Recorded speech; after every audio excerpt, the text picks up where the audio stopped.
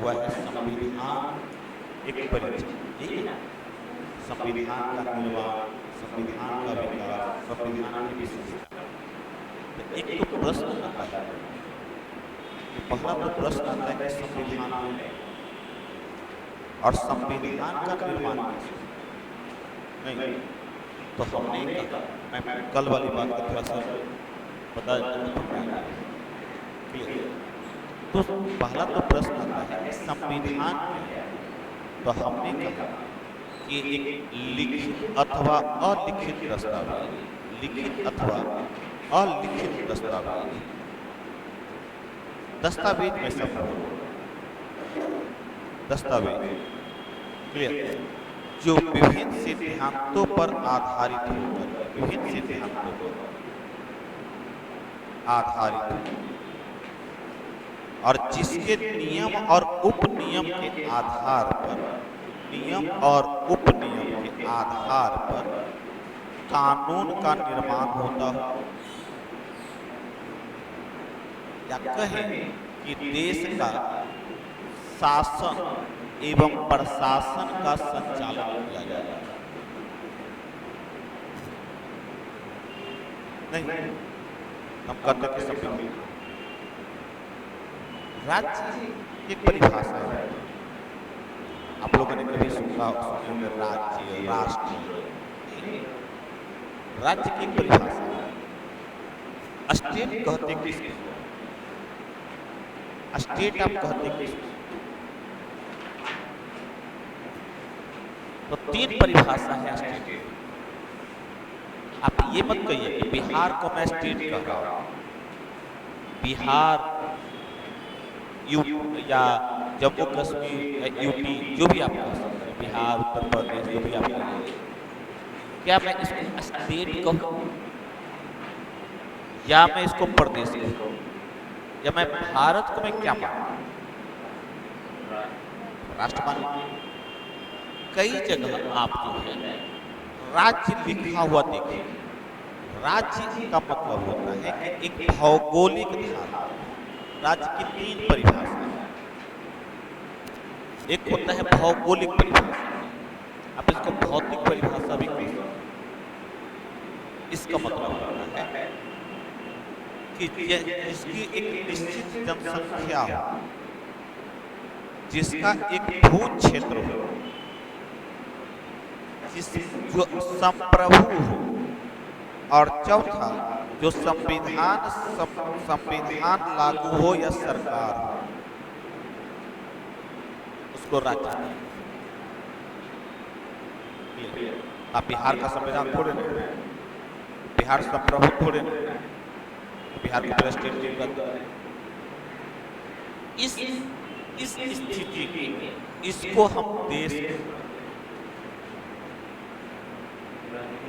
हाँ, स्टेट ही देश होता है।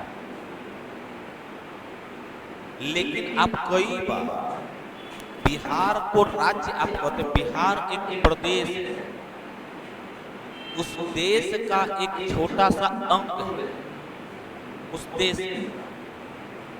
तो कई जगह स्टेट और देश एक ही तरीके से प्रयोग होते हैं। आप एनसीईआरटी के बुक में पढ़ेंगे 9th क्लास में, हिस्ट्री का बुक उठाएंगे तो वहां पर एक दिया हुआ है राज्य राष्ट्र अवधारणा। वहां एक शब्द राज्य राष्ट्र अवधारणा, यह एक भौगोलिक अवधारणा। यही जब सांस्कृतिक रूप से, सांस्कृतिक विचारधारा के आधार पर जब मिलता है, सांस्कृतिक विचारधारा के आधार पर मिलता है, तब इसी स्टेट को हम राष्ट्र कहते हैं। ये राष्ट्र है। राष्ट्र कोई भौगोलिक धारणा नहीं, राष्ट्र एक सांस्कृतिक धारणा। तब जाकर के हम राष्ट्र कहते हैं। जबकि प्रदेश जो होता है उस देश का, इस देश का एक छोटा सा हिस्सा होता है प्रदेश। जैसे बिहार को राज्य भी आप बोल सकते हैं, बातचीत की भाषा में आप प्रयोग करते हैं बिहार राज्य, यूपी राज्य। कभी कभी देश को भी राज्य ही बोला जाता है। क्लियर? अब भारत देश बोलो, यानी कोई भौगोलिक, और उसके निर्माण के लिए संविधान चाहिए, सरकार चाहिए, देश का शासन करे, सरकार देश का शासन करे, विभिन्न संस्थाओं के द्वारा। क्लियर? अब यहाँ पर संविधान बनेगा तो संविधान लिखित भी हो सकता है और अलिखित भी हो सकता है। भारतीय और अमेरिकी संविधान लिखित संविधान की विशेषता, जिस देश का लिखित संविधान होगा, चाहे भारत हो चाहे अमेरिका हो, जिस देश का भी लिखित संविधान होगा, उस वहां संविधान सर्वोच्च, संविधान सर्वोच्च, और संविधान सर्वोच्च होगा, वहां संविधान का संरक्षक न्यायपालिका, संविधान का संरक्षक बनाया जाएगा, वह बनाया जाएगा जुडिशियरी। और जहां संविधान का संरक्षक होगा वहां जुडिशियल रिव्यू, न्यायिक समीक्षा का भी अधिकार। इसलिए यहाँ जुडिशियरी ताकतवर, इसे कानून की समीक्षा, इसे संविधान का संरक्षक माना जाएगा जुडिशियरी। जबकि अलिखित संविधान, जहां अलिखित संविधान, वहां विधायिका सर्वोच्च, विधायिका जो है समय पर किसी भी रूप में काम करने वाला, वहां सर्वोच्चता विधायिका, जैसे वहां विधायिका सर्वोच्च, और यहाँ पर कोई सर्वोच्च नहीं, संविधान सर्वोच्च। क्लियर? इसलिए भारतीय संविधान को लिखित बनाना। अब बात आती है संविधान बनाने से, तो दो तरीका, एक दो धारणा है संविधान के निर्माण। एक धारणा है ब्रिटिश धारणा, आप इसको मैं कह सकता हूं औपनिवेशिक धारणा, और एक धारणा है जो राष्ट्रवादी धारणा, राष्ट्रवादी। इसका कारण है कि यहाँ से जैसे ब्रिटिश द्वारा लिखित कानून का निर्माण समय समय पर किया गया, ब्रिटिश द्वारा जो लिखित कानून का निर्माण हुआ, उसके आधार पर भारत में संविधान का निर्माण। 1773 के रेगुलेटिंग एक्ट से 1935 के विभिन्न अधिनियम तक कई प्रावधान, और वही प्रावधान भारतीय संविधान में रखा। अगर ब्रिटिश की बात करो, अगर ब्रिटिश की बात करो तो इस दौरान दो आधार दिया, 1773 से 1833 तक और 1858 तक, और 1858 से लेकर के 1950 दो 1858 क्यों? इस दौर में ईस्ट इंडिया कंपनी ही पर कंपनी काम कर रही, और इस दौर में ब्रिटिश क्राउन की सत्ता स्थापित करने पर जोर दिया गया। ब्रिटिश सत्ता प्रत्यक्ष रूप से ब्रिटिश सत्ता। अगर 1773 का रेगुलेटिंग एक्ट देखेंगे, पहला रेगुलेटिंग एक्ट, क्लियर? तो ध्यान रखिएगा, इस रेगुलेटिंग एक्ट में ही सबसे पहले कोर्ट की स्थापना की बात, कोर्ट की स्थापना। इसी एक्ट में सबसे पहले EIC पर नियंत्रण करने, EIC का मतलब है ईस्ट इंडिया कंपनी, नियंत्रण करने पहली बार शक्तियों का विभाजन किया, शक्तियों का विभाजन, और इस विभाजन पर नियंत्रण किया, जिसमें ब्रिटिश संसद द्वारा एक आयुक्त की नियुक्ति की, और जो प्रेसिडेंसी जो बना हुआ था अलग अलग सारे प्रेसिडेंसियों को मिला के, यानी ईस्ट इंडिया कंपनी को पर नियंत्रण लगाने की बात, ईस्ट इंडिया कंपनी था और आया है एक्चुअली ईस्ट इंडिया कंपनी था, जो ईस्ट इंडिया कंपनी था 1608 में गठित हुआ। 1600 में वहां जो महारानी थी उसने है जो एक कानून पारित कहा है कि पूर्वी देशों के साथ तुम व्यापार कर सकते, पूर्वी देशों के साथ तुम व्यापार कर सकते। तब पूर्वी देश कौन, पूर्वी देश कौन, ध्यान रखिए आप कभी गौर से मैप को पढ़कर देखिए, मैप को पढ़कर देखिए तो यह जो एरिया है वह यूरोप है,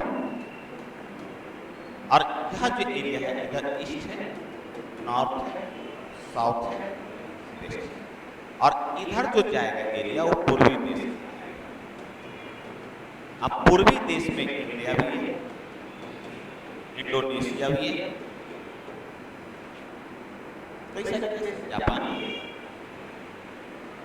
यूरोप की बड़ी विशेषता है समाज, यूरोपियन समाज खोजी प्रवृत्ति का, यह समाज जो होता है यह खोजी प्रवृत्ति का। आज इसीलिए खोजी प्रवृत्ति के होने के कारण यह हमेशा नया इन्वेंशन करता रहा, कुछ न कुछ नया खोजता है। उस समय तकनीक का जो आविष्कार और तकनीक में जैसे कंपास की खोज हुई, कंपास की खोज हुई, इसने दिशा बताना शुरू कर दिया। यानी कि समुद्र में जब जाएंगे तो सबसे बड़ी समस्या दिशा है। कंपास की खोज ने समुद्री रास्तों को दिशा दिखाना शुरू कर, वहीं से निकला कि मैंने कहा खोजी प्रवृत्ति का होता है, वहीं से निकला था वास्को डी गामा, और वास्को डी गामा यूरोप के पुर्तगाली था, और यहाँ से वास्को डी गामा होते हुए इस एरिया से होते हुए यहाँ पहुंचे। यह जो एरिया है वह अफ्रीका देश है, यह जो एरिया अफ्रीका, और यहाँ से होते हुए वह केप ऑफ गुड होप इसको कहते हैं, उसके माध्यम से होते हुए एक लंबी यात्रा कर, उस समय स्वेज एक लंबी यात्रा करते हुए और भारत में जो आया तो अब भारत का जो सीमा है वह इधर अरब सागर है, इधर हिंद महासागर है, और इधर बंगाल की खाड़ी है। यहाँ से होते हुए आया और इस जगह पर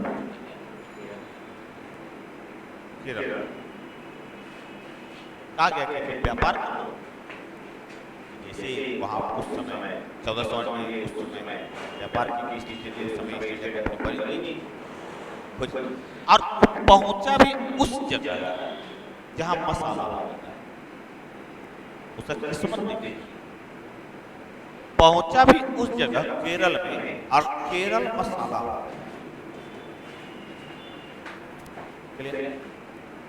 और मसाला होने के कारण और पूरा यूरोपियन समाज की सबसे बड़ी विशेषता है, पूरा यूरोपियन वो ठंडा प्रदेश, वो मांसाहारी पर जिंदा होता है, ठंडा प्रदेश में प्रोटीन चाहिए, बिना प्रोटीन के नहीं।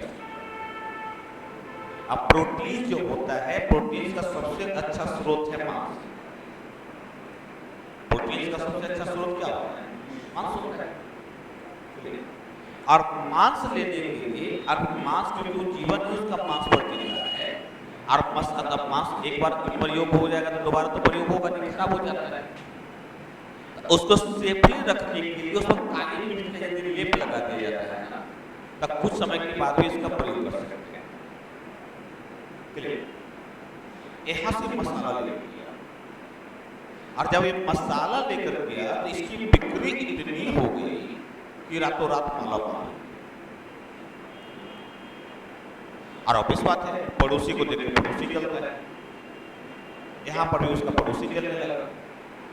और देखते देखते ये दोबारा आया और दोबारा से कुछ सामान लेके गया मसाला। अब मसालों की बिक्री इस बात है, यानी कि धीरे धीरे व्यापार बढ़ने लगा। और ये पूरा यूरोप में हंगामा फैल गया कि एक देश है जहां से बड़ी मात्रा में मसाला बनेगा, वहां से मसाला लेकर के आएंगे तो हमारा खाना अच्छा हमको लाभ मिलेगा। इसे खोजने के चक्कर में कई सारी कंपनियां बनने लगी, जब हम व्यापार करेंगे। और उसी एक कंपनी है ES, उसी वही बना ES। यूरोप का पार्ट था, पुर्तगाल ब्रिटिश का बगल में है, पूरे यूरोप में हंगामा था। फ्रांसीसी निकल गए, स्पेनिश खोजने निकल गए, ब्रिटिश निकल गए, डच निकल गए, पूरा यूरोपियन समाज ही निकल गया। और जहां जहां गया उसका एक ही उद्देश्य था, व्यापार। हम यहाँ से सामान लेकर के आएंगे, अपने यहाँ बेचेंगे, माला बनाएंगे। और व्यापार का अनंत उद्देश्य होता है, एक ही उद्देश्य, वह होता है लाभ कमाना। व्यापार लाभ कमाने के लिए ही किया जाता है, खाने उठाने के व्यापार नहीं होता। यानी ईस्ट इंडिया कंपनी के मन में पहले से बैठे थे कि व्यापार करेंगे तो हम लाभ। और जैसे ईस्ट इंडिया कंपनी बनी, लोगों द्वारा बनाई गई, अब भारत में आकर के व्यापार, मसालों का व्यापार, कपड़ों का व्यापार, अब धीरे धीरे ईस्ट इंडिया कंपनी विस्तारित हुई। और जहां ईस्ट इंडिया कंपनी आया, क्योंकि आया ही दक्षिण भारत में था, दक्षिण भारत में ही आया। और दक्षिण भारत उस समय इतना समृद्ध, विजयनगर साम्राज्य हो या अन्य साम्राज्य का चोल हो, चालुक्य हो, क्योंकि तटीय क्षेत्र था। गोदावरी, कावेरी, कृष्णा का जो बेसिन जो है, यह जो इसका बेसिन इस एरिया का, गोदावरी का, कृष्णा का, कावेरी का, ये जो बेसिन जो आप देख रहे हैं, इतना समृद्ध बेसिन है। एक तो कृषि में एकदम, दूसरा तटीय क्षेत्र है, ब्लू इकोनॉमी के लिए एकदम फायदेमंद है, यानी कि मत्स्य उत्पादन के लिए बड़ा अच्छा है, व्यापार के लिए सबसे अच्छा है। सब लोग अब जितने आ रहे थे, अब धीरे धीरे सब व्यापार तो आए, उसके पहले आए डच, फ्रांसीसी, ब्रिटिश, धीरे धीरे सब आना शुरू हो। अनंत उद्देश्य था व्यापार। और जब व्यापार करेंगे तो कंपटीशन बढ़ेगा।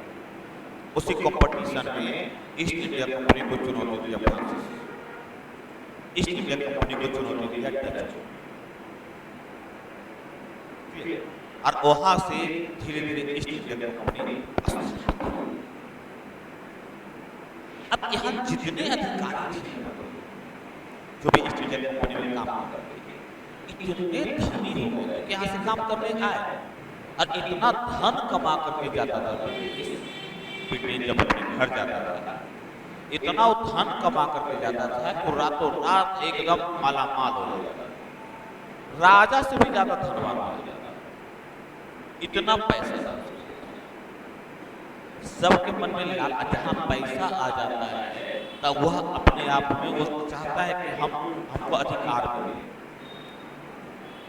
यह जो पैसा ईस्ट इंडिया कंपनी के पास आने लगा, वह इस रूप में आने लगा कि यहाँ के अधिकारी जो है वह ताकतवर होता चला। अधिकारी जो है वह ताकतवर होता चला गया ईस्ट इंडिया कंपनी। इसी को नियंत्रण करने कि इतना ताकतवर न हो जाए कि राज्य से ही तक बड़ा हो जाए, यानी सरकार से ही बड़ा हो जाए। इसी को नियंत्रण करने के लिए ब्रिटिश विधायिका, ब्रिटेन की विधायिका रेगुलेटिंग एक्ट बनाया और कहा नहीं कि ईस्ट इंडिया कंपनी पर नियंत्रण होगा, नहीं तो हमसे भी ज्यादा पावरफुल हो जाए। और वहीं से ईस्ट इंडिया कंपनी पर नियंत्रण लगाने का खेल शुरू। और जो 1773 से लेकर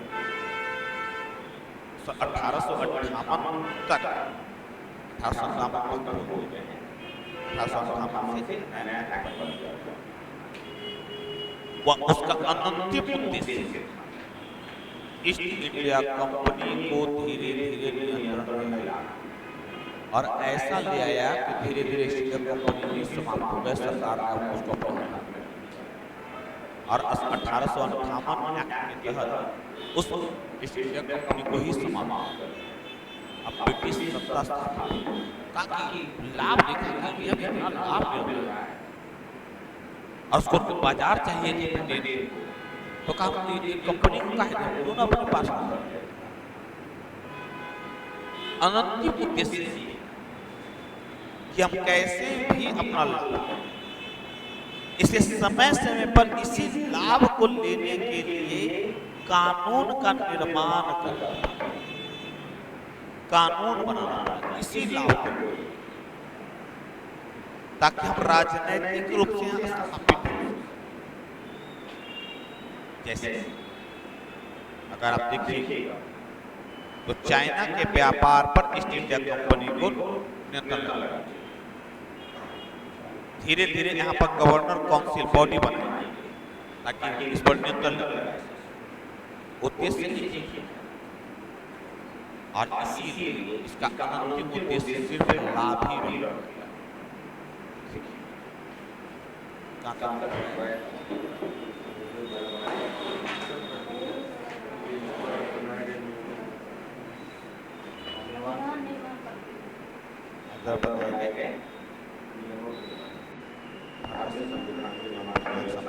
तरीके से देखा जाता है। पहला ब्रिटिश द्वारा बनाया गया 1773 के रेगुलेटिंग एक्ट के माध्यम से, 1773 के रेगुलेटिंग एक्ट के माध्यम से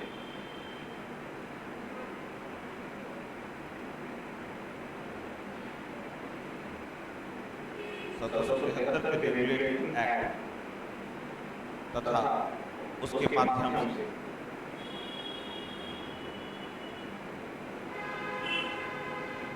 ईस्ट इंडिया कंपनी पर नियंत्रण लगाने की प्रथम कोशिश की।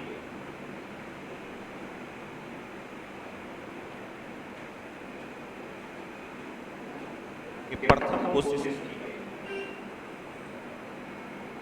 अभी 1773 रेगुलेटिंग एक्ट की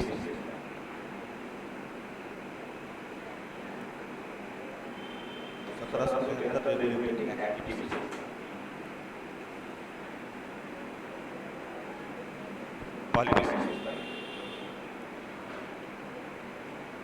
मद्रास तथा बंबई के गवर्नर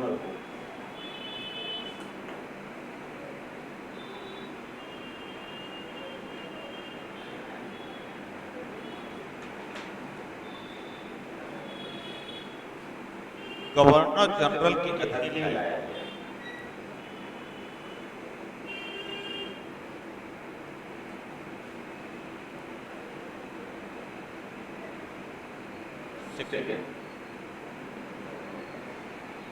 बंगाल के गवर्नर को गवर्नर जनरल बनाया गया।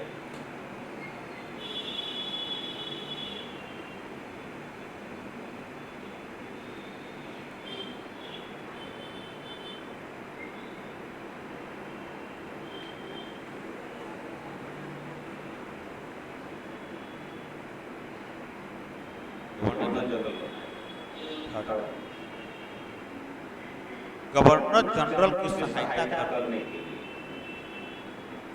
गवर्नर जनरल को सहायता करने के लिए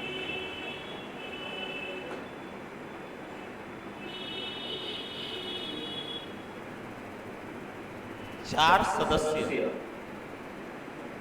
सदस्य परिषद का निर्माण किया गया।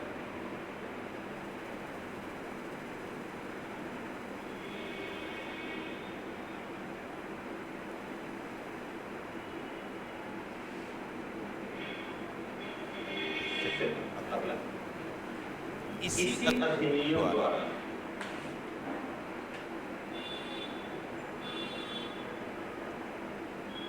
कलकत्ता में सर्वोच्च न्यायालय की स्थापना, कलकत्ता में 4 न्यायाधीशों वाली, कलकत्ता में 4 न्यायाधीशों वाली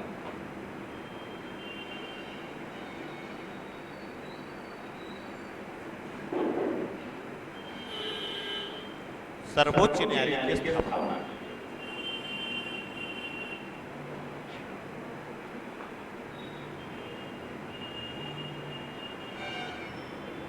जिसके मुख्य न्यायाधीश सर एलिजा इम्पे को बनाया गया।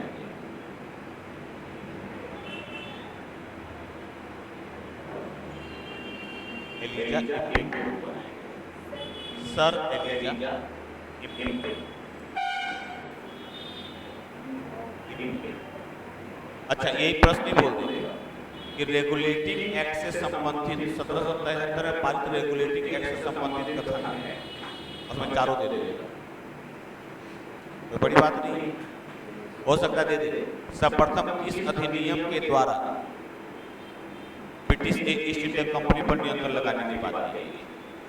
1773 याद करने के लिए ध्यान रखिए, किस रेगुलेटिंग एक्ट द्वारा बंगाल के गवर्नर का पद गवर्नर जनरल बनाया गया।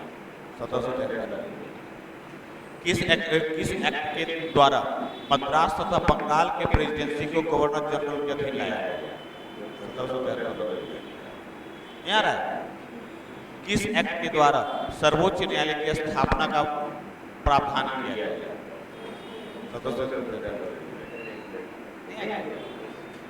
सर्वोच्च न्यायालय के प्रथम न्यायाधीश कौन थे? प्रथम मुख्य न्यायाधीश कौन थे? Elijah Impey. वही इम्पे अब्रिविएशन में हो सकता है। तो ये जो तो अगर 1773 से पूछेंगे बन जाएगा नहीं। दूसरा, अब हमेशा अब ईस्ट इंडिया कंपनी पर नियंत्रण की शुरुआत हो गई। अब दूसरा बना आगे, अब देखिए 1773 के बाद बना 1781 नहीं 1781 अधिनियम 1781। अच्छा, इसे एक्ट ऑफ सेटलमेंट के नाम से भी जाना जाता है। एक्ट ऑफ सेटलमेंट इसी को कहा जाता है। 1781 इसी एक्ट ऑफ सेटलमेंट के नाम से भी जाना जाता है।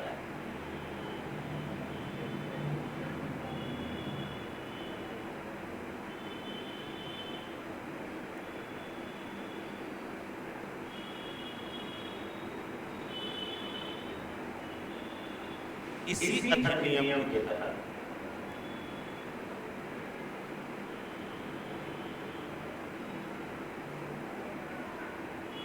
कलकत्ता प्रेसिडेंसी, कलकत्ता की सरकार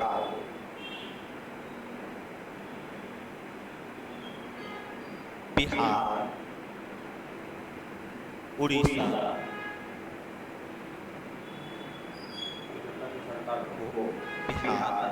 तथा पूरे बंगाल क्षेत्र के लिए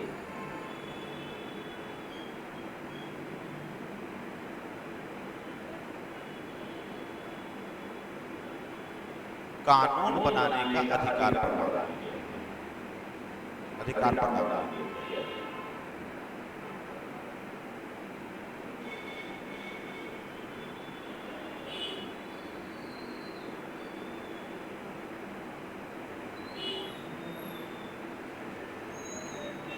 अच्छा, जो 4 सदस्य वाला समिति जो बनी थी, ऊपर देखो 4 सदस्य समिति बनी थी, तो उसको कहते थे गवर्नर इन काउंसिल। ठीक है, यानी गवर्नर परिषद को जो सहायता देने के लिए बनाया गया, उस परिषद को सर्वोच्च न्यायालय से इस समिति से बाहर कर दिया गया। मुख्य न्यायाधीश की बसेटी को सहायता की जाती है। कोई भी देखो, गवर्नर 1773 का रेगुलेटिंग एक्ट कहता है, 1773 का रेगुलेटिंग एक्ट कहता है कि गवर्नर जनरल हो। अब गवर्नर को उठा करके गवर्नर जनरल बना।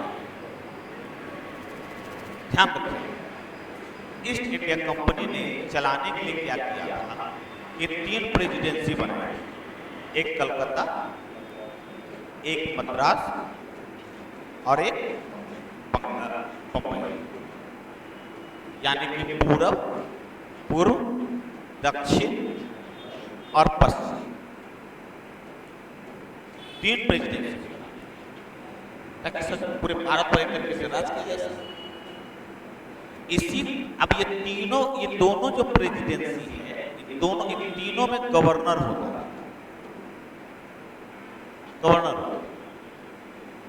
पहले तो गवर्नर को उठा करके नाम बदल के गवर्नर जनरल पहला। अब इस 3 गवर्नर जनरल हो गए, 3 नहीं, अभी बाकी के दोनों प्रेसिडेंसी को कलकत्ता वाले में शामिल, यानी कि वो इन दोनों के नियंत्रण में काम करेगा। यानी कि सर्वे सर्वा कौन हो गया? बंगाल। सर्वे सर्वा कौन हो गया? बंगाल। अब इसको सहायता देने के लिए, यानी इस गवर्नर जनरल को सहायता देने के लिए 4 सदस्य समिति बनी, जिसको परिषद कहा। इसको सहायता देने के लिए 4 सदस्य, ये सहायता कौन देगा? कौन बनाया? यही बनाया था ब्रिटिश पार्लियामेंट। कहा कि सब पैसा तुम ही रख लोगे तो हम क्या करें? ब्रिटेन को क्या लाभ मिलेगा? तो कहा नहीं जी, अब हम, क्योंकि तुम बहुत इतना ताकतवर हो गए कि तुम कुछ भी कर लोगे, तुम पर नियंत्रण लगा। और वही नियंत्रण की शुरुआत यहाँ से, कि तीनों पर नियंत्रण करना मुश्किल था, तो तीनों को एक जगह मर्ज कर दिया, अलग अलग का मर्ज कर दिया। और मर्ज करने के बाद अपना टीम, 4 सदस्य टीम, अब इसी के सलाह पर काम। तो अब इस टीम की समीक्षा भी हो सकती है कि सही से कार्य कर रहा है कि नहीं कर रहा। तो समीक्षा कौन करता है? न्यायपालिका। समीक्षा कौन करता है? न्यायपालिका। 1781 से इसको कहा गया समीक्षा से करेगी, कहा कि नहीं, ये स्वतंत्र बॉडी काम करेगा। इसको समीक्षा के दायरे से, यानी कि ब्रिटिश अब धीरे धीरे सत्ता अपने ईस्ट इंडिया कंपनी में।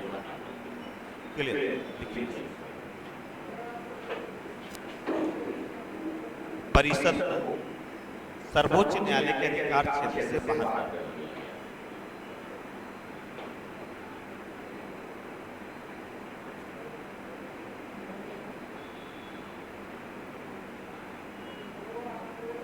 क्लियर समझ में आ रही है?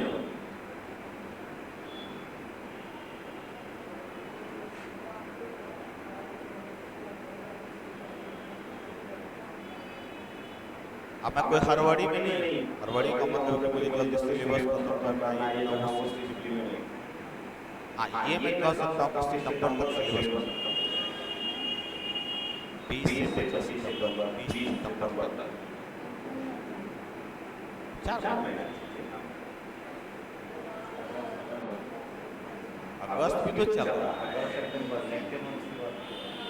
तो शुरुआती ना अगस्त में, बीच में कुछ रक्षाबंधन भी आ जाएगा, से आप छुट्टी कर ले, कुछ हम छुट्टी कर ले, सब तो हो सकता है। तो लगभग 20 से 25 सितंबर, यानी कि पीटी के एग्जाम के पहले इस सितंबर को पीटी मान के चलते हैं। क्लियर? पीटी के एग्जाम के 5 से 7 दिन पहले अब पूरे कॉन्सेप्ट के साथ, ताकि इससे जुड़ा हुआ कोई क्वेश्चन 2 महीना बहुत होता है। अब थोड़ी ना अब 5 वर्ष से योजना शुरू हो गई। तो 17 से कैसे समझ में आएगा? अगर कहेगा किस एक्ट को एक्ट ऑफ सेटलमेंट के नाम से जाना जाता है, ये बात 1773 मतलब ध्यान रखिए। एक क्या ऐसे प्रश्न बोलेगा एग्जाम, और एग्जाम में ऐसा आजकल कूट वाला प्रश्न आने लगा। अगर ऐसे दे दे, ऐसे प्रश्न दे दे, निम्न कथनों पर विचार करते हुए, निम्न कथनों पर विचार करते हुए उचित कथन, और ऑप्शन में दे दे ए, सब डाल देगा इसी में। क्लियर? ऑप्शन में दे दे 1773 रेगुलेटिंग एक्ट को, रेगुलेटिंग एक्ट को एक्ट ऑफ सेटलमेंट भी कहा जाता है, एक्ट ऑफ सेटलमेंट भी कहा जाता है। नहीं, ऐसे डाल भी कहा जाता है। सेकंड डाल दे 1773 रेगुलेटिंग एक्ट, इसको 1 2 3 कर देते हैं। 1773 रेगुलेटिंग एक्ट द्वारा सर्वप्रथम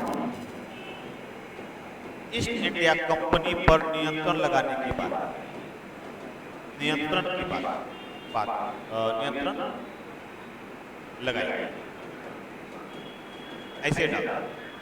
फिर ऑप्शन में डाला आपको दूसरा गवर्नर जनरल, गवर्नर जनरल का पद बनाया है, का पद बनाया है। चौथा डाल गवर्नर जनरल, गवर्नर जनरल स्वतंत्र रूप से कार्य कर सकते, स्वतंत्र रूप से कार्य कर सकते, कर सकते। अब कहेगा इस ऑप्शन डाल, ऑप्शन 1 2 3 4, ऑप्शन में 2 और 3, ऑप्शन में 1 2 3 और 4, ऑप्शन में इनमें से कोई।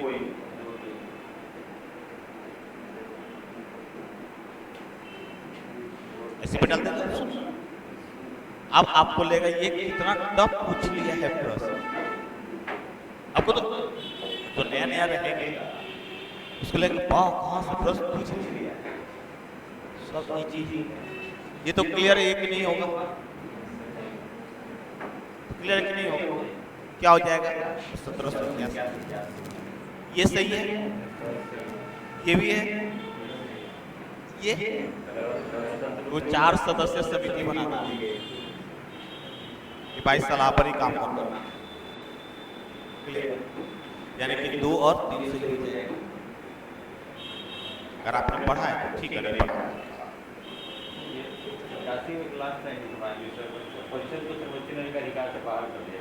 सर्वोच्च न्यायालय से समीक्षा नहीं कर सकता, इसको कहते हैं गवर्नर। ठीक है, अब 1784 इसी को पिट्स इंडिया एक्ट के नाम से जाना जाता है। हाँ, 1784 के, और इसी में लिखो, इसे पिट्स इंडिया एक्ट के नाम से जाना जाता है।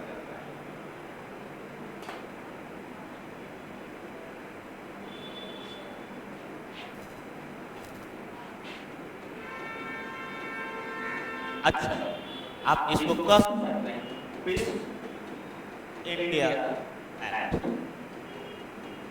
अब ध्यान रखना, दो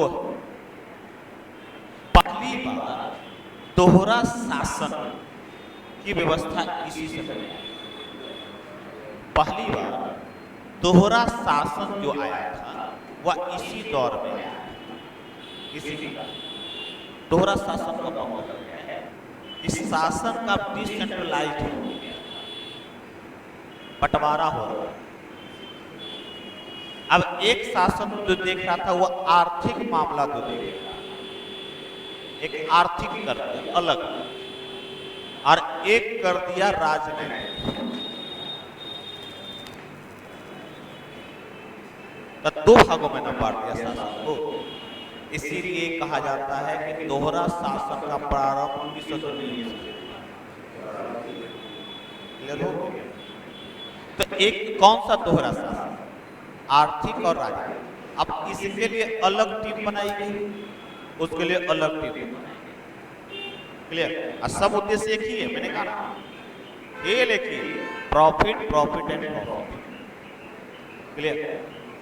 तब देखिए इस अधिनियम से दोहरे शासन का प्रावधान किया गया।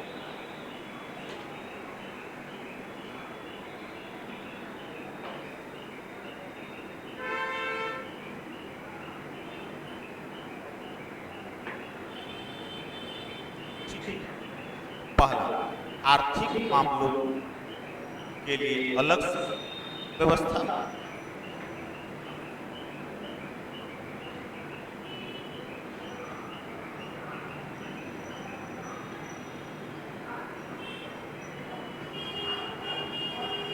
इसके संचालन करने के लिए, इसके संचालन करने के लिए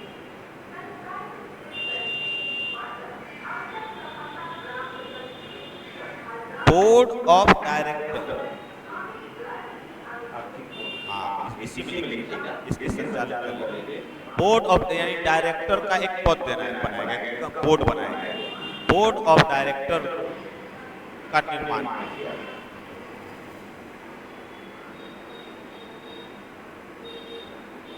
तो आर्थिक वाला क्या आ जाएगा? तो डायरेक्टरों, निदेशकों का बोर्ड बनाया है, इसको कहेंगे निदेशक का बोर्ड बनाया है। निदेशक का बोर्ड बनाया है, नहीं कहते हैं 5 लोग का एक टीम बना दिया, 4-5 डायरेक्टर का एक बोर्ड बना दिया, भाई तुम आर्थिक मामला देखो, तो इसको नाम रखा गया बोर्ड ऑफ डायरेक्टर। ठीक है, इसका नाम रखा गया बोर्ड ऑफ डायरेक्टर। और राजनीतिक मामला को करने के लिए, नियंत्रण करने के लिए बोर्ड ऑफ कंट्रोलर का टीम बनाया है कि कौन पॉलिटिकली काम पर नियंत्रण रखेगा। तो इसके लिए बनाया गया बोर्ड ऑफ कंट्रोलर। क्लियर? राजनीतिक मामलों के नियंत्रण करने के लिए बोर्ड ऑफ कंट्रोलर का निर्माण किया गया।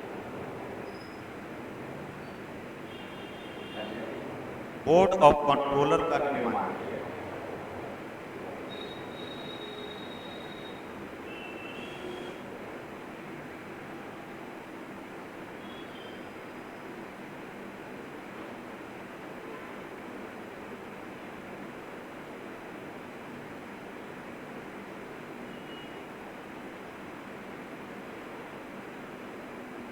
क्लियर?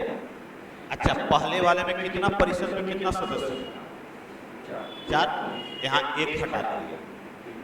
अब परिषद में सदस्य, परिषद में सदस्यों की संख्या को 4 से घटाकर 3। क्लियर हो गया?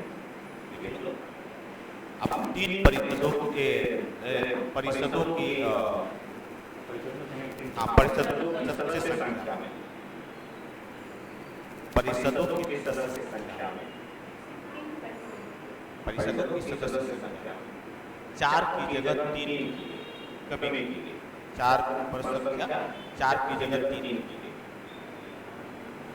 परिषदों की सदस्य संख्या 4 की जगह 3। क्लियर हो गया? अच्छा, बहुत सारे कर्मचारी क्या करता था, इतना भ्रष्टाचार था, इतना भ्रष्टाचार कि आज भी इसी रूप में ना होता है।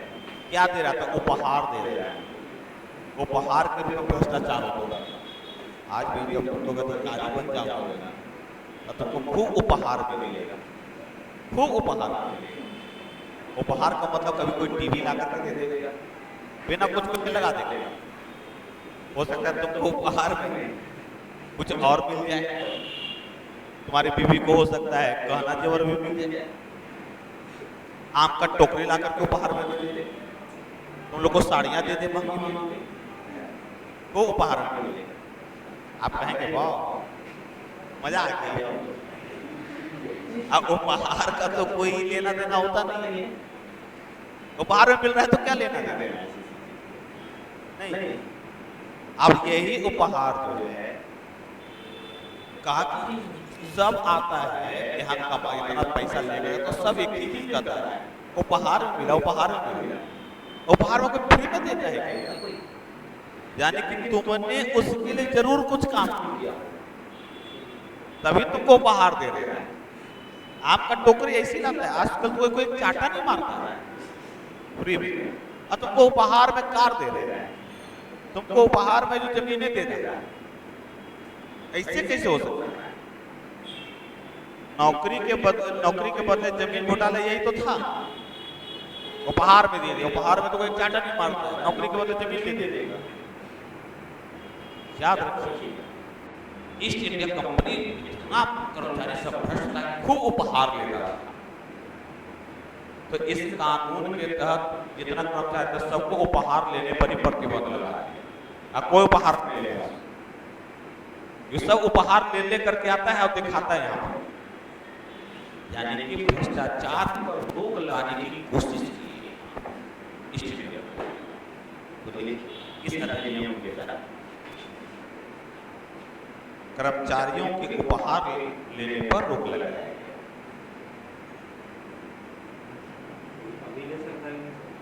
रोक लेती है। अभी तो इतना चलता है, भ्रष्टाचार बना ही इसी के लिए। भ्रष्टाचार का स्वरूप तुमको अच्छा डायरेक्टली तुम बैंक में लोगे तो फंस न जाओगे, बैंक में लोगे तो फंस जाओगे। तो क्या उपहार मिला, अच्छा उपहार पर कोई टैक्स भी नहीं लगता है, उपहार को टैक्स भी नहीं लगता। अच्छा उपहार का कोई बिल भी नहीं होता है। अच्छा तुम किसी को उपहार देना है तो बिल थमा के आओगे, कभी ऐसा हुआ है? किसी के बर्थडे में गए हो, किसी के लिए उपहार लेकर गए हो और उसके साथ साथ बिल भी दे दियो, ये लगा था। कभी ऐसा हुआ है? यहाँ तक तो ये भी होता है कि उससे प्राइस टैग भी हटा दिया जाता है, कितना उपहार मिला, ताकि वो ना समझे कि घोटाला कम पैसा वाला दिया। नहीं, प्राइस टैग भी हटा दिया। तो उपहार जो मंगा तुमको हीरा सोना चांदी उपहार में, तो उसका तो कुछ लेना देना नहीं, ना उसका प्राइस टैग है, ना तुम्हारे पास बिल है। तो उपहार में है, तो तुमको बड़ा काहे उपहार मिल रहा और काहे को नहीं मिल रहा? कहीं ना कहीं ये एक तरीका है कि तुम भ्रष्टाचार उस व्यक्ति के लिए काम किया, तभी तुमको इतना उपहार मिल रहा है। यही कारण है कि भ्रष्टाचार पर नियंत्रण लगाने की कोशिश, उसके लिए पहला काम किया कि उन्होंने 2 भागों में तोड़ दिया, आर्थिक अलग कर दिया और पॉलिटिकली अलग। और दूसरा काम किया कि उसमें एक स्थिति कि जितना भी उपहार जो लेता था उपहार ही बन गया। ये 1700 इसको कहते हैं 1784 फिक्स इंडिया है। ये समझ में आ रही है? अगला 1786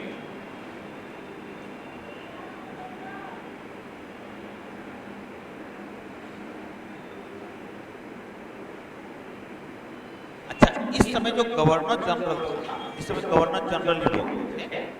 गवर्नर क्योंकि आपने पढ़ा ना ऊपर में गवर्नर जनरल बना, तब गवर्नर जनरल, इस समय जो गवर्नर जनरल था वो कॉर्नवालिस, लॉर्ड कॉर्नवालिस। और लॉर्ड कॉर्नवालिस की जो जमींदारी प्रथा का लाने में बड़ा योगदान, इसको कहते हैं स्थायी है ना, 1793 तो 1786 में एक एक्ट है। अब पहला बताया क्योंकि अब गवर्नर जनरल को अधिकार मिल रहा था कि भाई गवर्नर जनरल को क्या, तो जो भारतीय फौज था, भारतीय सेना जो निर्मित हुआ था, इस सेना में ध्यान रखना, इस सेना में भारत भी थे, भारतीय भी था और यूरोपियन भी था। भारतीय सेना में मतलब सिर्फ भारतीय नहीं था, भारतीय नागरिक भी थे और यूरोपियन नागरिक, ठीक है। तो इसी के तहत इसका कि अब सेनापति कौन कहा, तो इसी को गवर्नर जनरल को सेनापति बना दिया गया। तब पहला सेनापति बना था लॉर्ड कॉर्नवालिस। इसलिए भारत का सेनापति किसको मानते हैं? राष्ट्रपति। ये होता है राष्ट्रपति। कि तीनों सेनाओं का कमांडर कौन होता है? बेवेल गवर्नर, जो भारत का गवर्नर जनरल लास्ट में बना, लास्ट गवर्नर। उसके बाद तो भारत का गवर्नर जनरल बना, प्रथम बना ये विलियम बेंटिंग, स्वतंत्र भारत का। ठीक है, तो अलग। तब पहला फौजदारी जो सेनापति बना वो एक्ट लाया गया, और वही एक्ट इस एक्ट के माध्यम से कॉर्नवालिस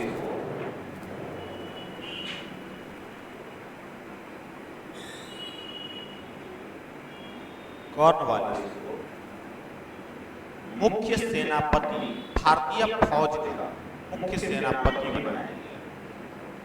कॉर्नवालिस भारतीय फौज का मुख्य सेनापति बनाया गया।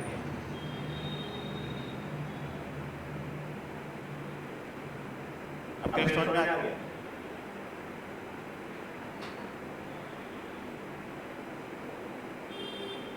तथा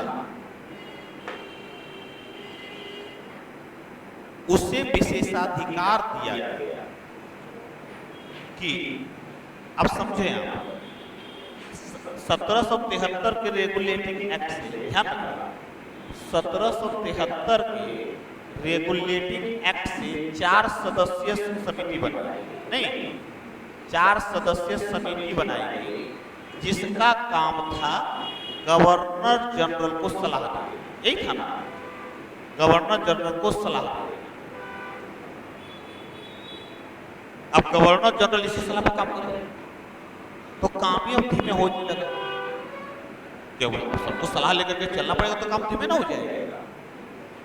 1786 में इसमें कमी कर दी गई और 4 से घटा करके 3 कर दिया। यही था ना, 1786 था ना, 81 जो घटाया गया 4 से 3, 84 था Pitt's India act, Pitt's India clear. और उसके बाद यहाँ पर कहा गया कि 4 से 3, अब कहा कि नहीं जी, गवर्नर जनरल 1786 में एक तो गवर्नर जनरल को फौज का सेनापति बनाया गया, गवर्नर जनरल को अधिकार दिया गया, एक सेनापति भी बना दिया गया, और कहा गया कि यदि इसकी सलाह को ठुकरा भी सकता है, सलाह को मानने से, सलाह को मानने के लिए बाध्यकारी होने से मुक्त किया, बाध्यकारी से मुक्त किया। यानी कि यदि इसे सलाह दे ना तीनों नहीं मानेगा, वो इसलिए यानी गवर्नर जनरल ज्यादा ताकतवर नहीं, तो यहाँ पर और वृद्धि कर दी विशेषाधिकार तथा सलाहकारी परिषद की सलाह को इनकार, सलाहकारी परिषद को की सलाह को, सलाहकारी परिषद की सलाह के विरुद्ध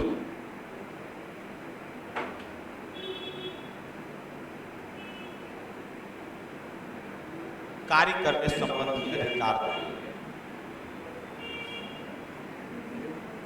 कार्य करने संबंधी अधिकार, यानी उसको मान भी सकता था और नहीं।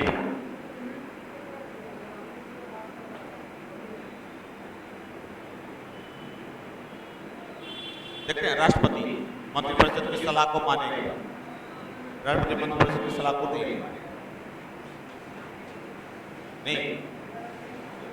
1793 अब आया कितना, 1700 ये 86, ये 1786, अब आ गया, धीरे धीरे तो बढ़ रहा है ना। अब आया 1793, अब 1793 का इसे को चार्टर अधिनियम, चार्टर में जो कहिए,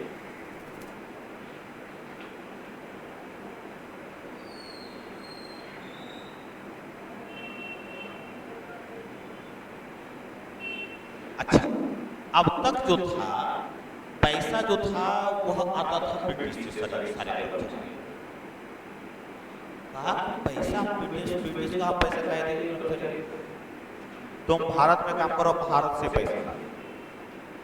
यानी कि अब वेतन जो है, वेतन और भत्ता जो है वो भारतीय राजस्व से दिया जाना है। यानी हम पर ही शासन कर रहा और हम उसको पैसा दे रहे, शासन कर रहे। इसका मतलब ये ना हो, पहली बार 1793 एक्ट से यह प्रावधान किया गया कि जो भी कर्मचारियों का जो वेतन होगा वो भारत से प्राप्त राजस्व से ही दिया जाए। यानी हम पर शासन करने के लिए हम उसको पैसा दे रहे हैं और वो पैसा यहाँ खर्च नहीं करेगा, वो पैसा लेके चल जाएगा ब्रिटिश।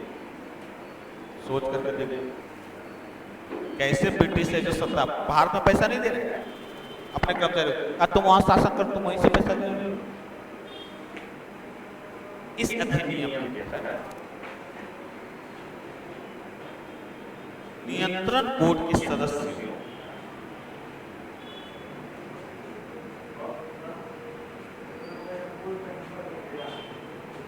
तथा बोर्ड के सदस्य तथा कर्मचारियों के वेतन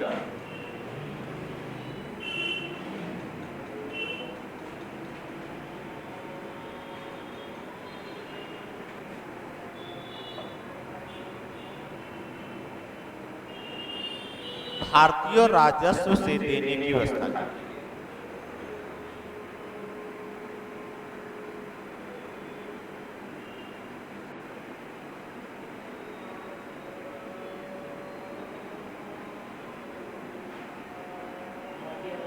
से देने की व्यवस्था।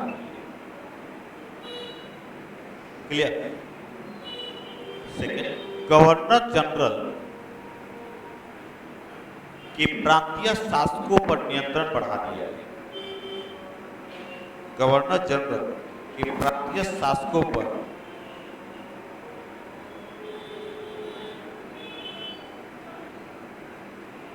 नियंत्रण की शक्ति में वृद्धि की।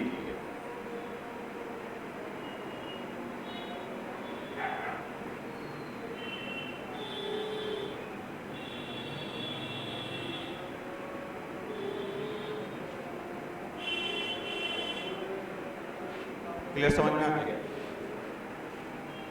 ठीक है, तो यहाँ पर 1793 के रेगुलेटिंग क्लियर है, मतलब रेगुलेटिंग एक्ट नहीं बोलते हैं, 1793 का एक्ट क्लियर। अब यहाँ से फिर आता है 1813 का अधिनियम। अब लिखा 1813 का।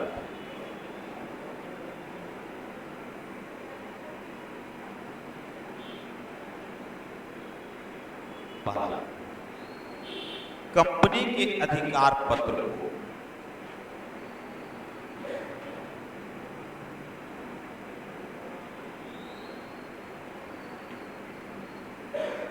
20 वर्षों के लिए बढ़ा दिया गया, यानी लाइसेंस बढ़ा दिया गया कार्य करने के लिए।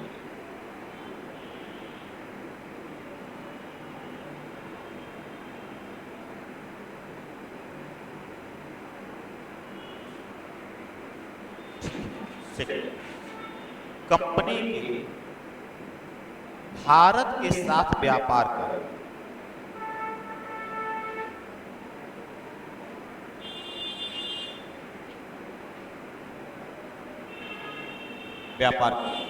के एकाधिकार को समाप्त कर दिया, यानी वही अब व्यापार नहीं करेगा, अन्य भी व्यापार कर सकता है, के एकाधिकार को समाप्त कर दिया।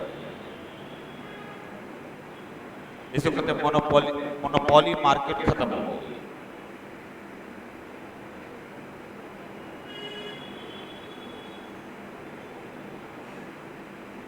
चीन तथा अगला चीन तथा पूर्वी देशों के साथ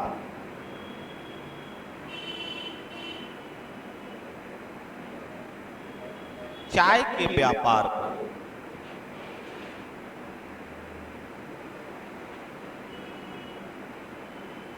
20 वर्षों के लिए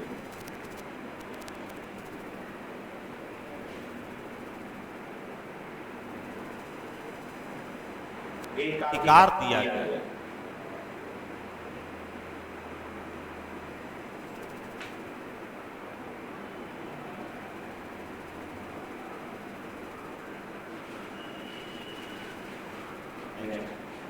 पहली बार शिक्षा के विकास के लिए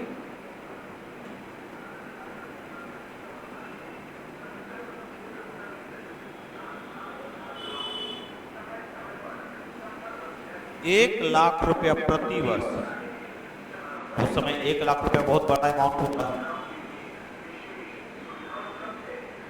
प्रति वर्ष वार्षिक देने की बात है, प्रति वर्ष देने की बात है।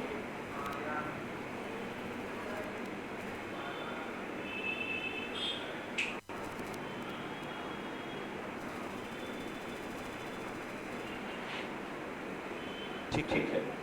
एक और व्यवस्था ताकि जो भी कर्मचारी की भर्ती होगा ऊपरी कंपनी में काम तो डायरेक्टली भर्ती नहीं होगा, पहले इंग्लैंड में उसका प्रशिक्षण होगा और प्रशिक्षण हो करके जब आएगा तब उसको कंपनी में काम क्लियर कंपनी में सेवा देने के लिए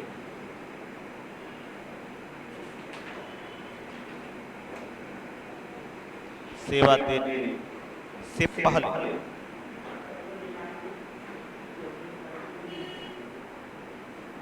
इंग्लैंड में प्रशिक्षण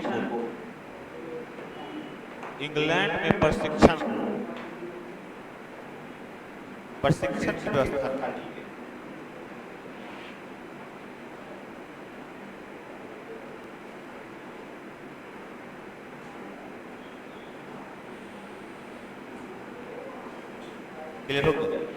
धीरे धीरे देखो कैसे है जो ईस्ट इंडिया कंपनी हो रहा है। अब देखो पहले बाजार था, उसका बाजारी काफी नहीं है, तुम भी व्यापार नहीं करोगे और भी सब व्यापार करोगे। पहले ईस्ट इंडिया कंपनी को नियंत्रण करने के लिए परिषद बने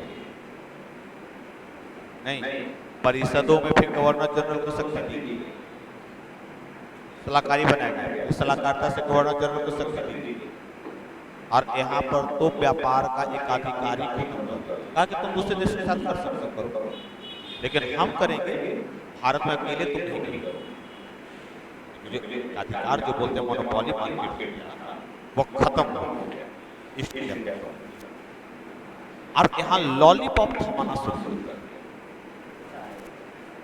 नहीं, और लॉलीपॉप कैसे, चलो तुमको चाहिए शिक्षा के लिए हम पैसा देते। 1813 के एक्ट से पहली बार शिक्षा पर सरकारी स्तर पर एक कहते हैं ना कि ऊंट के मुंह में जीरा वाली कि हम ₹1,00,000 प्रति वर्ष देते। चलो तुम काम करो,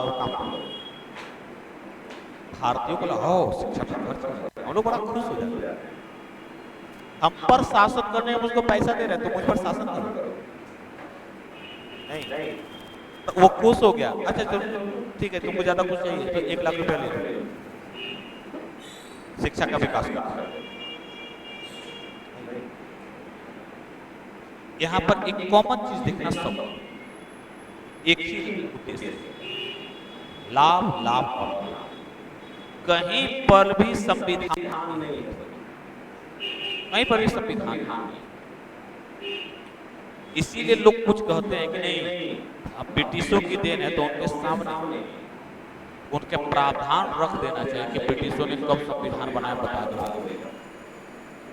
और संविधान का मतलब क्या होता है ये भी बता। बहस करना और लॉजिकली बहस करने में अंतर होता है। आप कह सकते हैं कि ब्रिटिश कैसे संविधान नहीं बनाया और भारतीयों ने कैसे बनाया, भारतीयों ने कहाँ कहाँ संविधान में दिया, आपके पास ये पता हो? अगला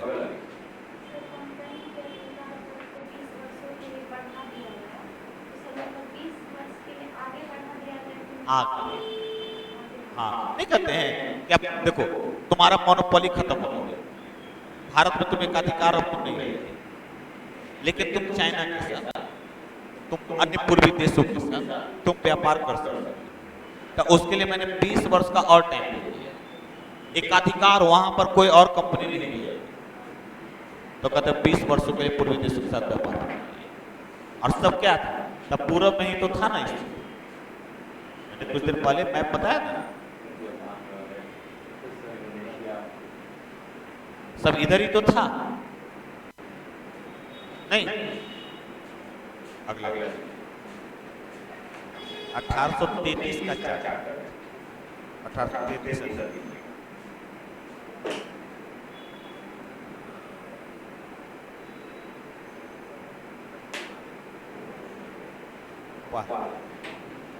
अब वहां पर एकाधिकार समाप्त कर दिया गया था।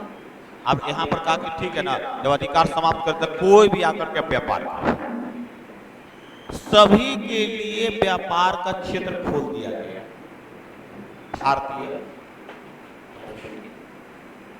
भारतीय व्यापार को सभी के लिए खोल दिया गया। अब सिर्फ ईस्ट इंडिया कंपनी नहीं करेगी, अन्य भी करेगा, सभी के लिए खोल दिया गया।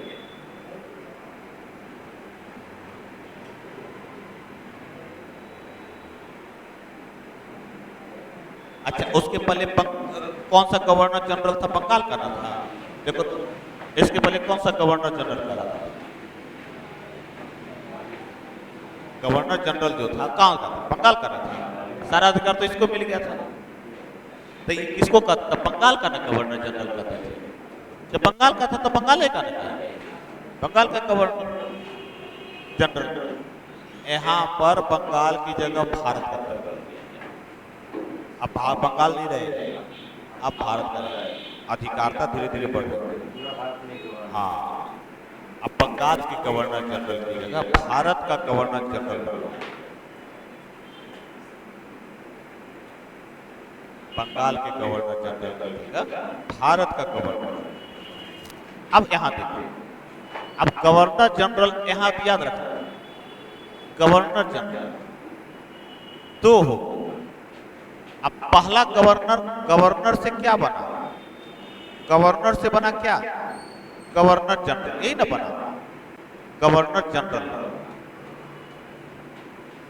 अब ध्यान रखना, याद रखने के लिए, अब यह बंगाल का गवर्नर था, बंगाल का गवर्नर से बंगाल का गवर्नर जनरल बना, बंगाल का गवर्नर जनरल। अब देखो ना, यहां पर प्रथम गवर्नर कौन, अंतिम गवर्नर कौन, याद रखना ऐसे। प्रथम बंगाल का गवर्नर कौन और अंतिम का कौन, ध्यान रखिए। फिर प्रथम गवर्नर जनरल कौन, प्रथम गवर्नर जनरल कौन, बंगाल का, और अंतिम गवर्नर जनरल कौन, बंगाल का। क्लियर, समझ में आ गया? पढ़ला अर्थ। अब फिर इधर जाते, गवर्नर जनरल भारत क्या था? बंगाल का ना। अब भारत का गवर्नर जनरल, भारत का गवर्नर जनरल अब आया। अब प्रथम गवर्नर जनरल कौन? भारत, ठीक है, और अंतिम गवर्नर जनरल कौन? भारत। देखो अपने आप आता जा रहा है, प्रथम अंतिम, ध्यान रखना। अब गवर्नर जनरल का बाद में बना दिया गया वाइसराय, तब प्रथम वाइसराय कौन और अंतिम वाइसराय। अब सबको वहां जोड़ देता कि कौन प्रथम कौन अंतिम, कौन प्रथम कौन अंतिम, नहीं। और फिर इसके बाद भारत का कौन, तब बताते चला, मुझे याद नहीं है। प्रथम गवर्नर कौन भारत का? ये बंगाल का। देखो तो कौन कौन है, गौर करो, कॉर्नवालिस नहीं है, क्लाइव लाइट है मेरे ख्याल से। देखो तो बंगाल का गवर्नर, पहला गवर्नर कौन? देखो तो बंगाल का पहला गवर्नर, पहला गवर्नर है वारेन हेस्टिंग्स, वारेन हेस्टिंग्स। और अंतिम गवर्नर कौन? Warren Hastings. अंतिम गवर्नर कौन? अंतिम गवर्नर जनरल नहीं, अंतिम बंगाल का अंतिम गवर्नर सर फ्रेडरिक ब्रोज होता है। Sir Frederick Brose. ब्रोज। देख लेना एक बार। 33 कौन सा? Sir Frederick Brose. Sir Frederick Brose, देख लेना एक बार, मुझे ध्यान नहीं है। Frederick Brose. अच्छा, बंगाल का प्रथम गवर्नर जनरल कौन? गवर्नर जनरल, बंगाल का प्रथम गवर्नर जनरल कौन? Warren Hastings. वारेन हेस्टिंग्स प्रथम गवर्नर जनरल। और अंतिम गवर्नर जनरल कौन? लॉर्ड। अंतिम गवर्नर जनरल बंगाल का, भारत का नहीं।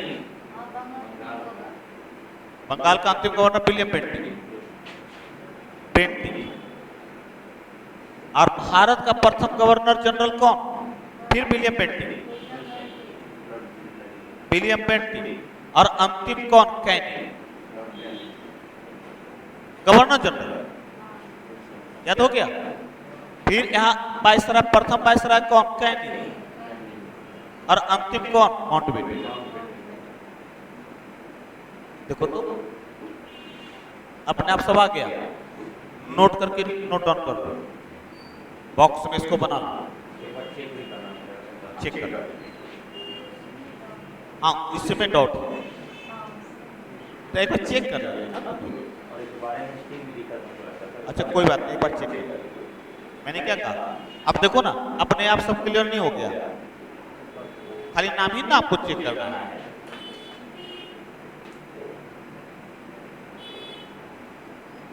ठीक है, हो गया। तो यहाँ हो गया, तो क्या हो गया? 1833। 1800 क्या हो गया? 33 ना। अब इसी में एक और लिखिए,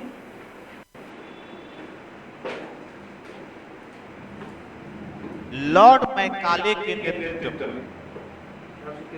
हाँ, इसी में लॉर्ड मैकाले के नेतृत्व में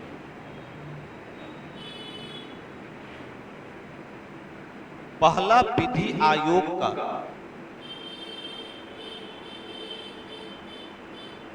गठन किया गया। विधि आयोग का गठन। क्लियर? तो कहेगा पहला विधि आयोग का अध्यक्ष कौन था? अब देखो तो फैक्चुअल नहीं आ रहा है क्लियर। अब फैक्चुअल अपने आप पता चलता जा रहा है। तो मैंने कल ही कहा था कॉन्सेप्ट विद फैक्चुअल कैसे क्रमिक रूप से विकास। अगर हमें कॉन्सेप्ट विद फैक्ट्स पढ़ लिया हमको लगता है कि कवर हो। इससे बाहर क्या पूछेगा जी? क्लियर? तो आज के लिए इतना ही रहने, क्योंकि नया टॉपिक है, नया टॉपिक नए से शुरू करेंगे। क्लियर? तो मतलब नया टॉपिक बता 1853 1833 से आता होगा 1853। नोट्स आपका प्रॉपर तैयार।